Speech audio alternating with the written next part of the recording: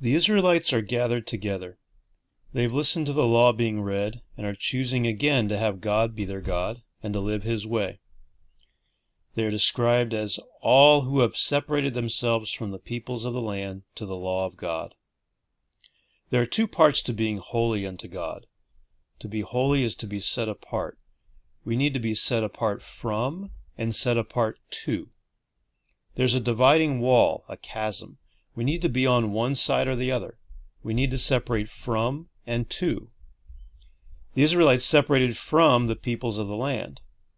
They literally separated and had moved back to Israel, and they separated from the wives they wrongly took on, but they were also separating from the practices of the peoples of the land.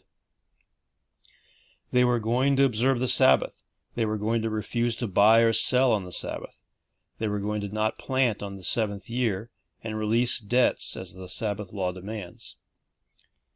They were also going to take care of the house of the Lord and the Levites. They were going to tithe and give an additional tax for the temple and take turns providing the wood.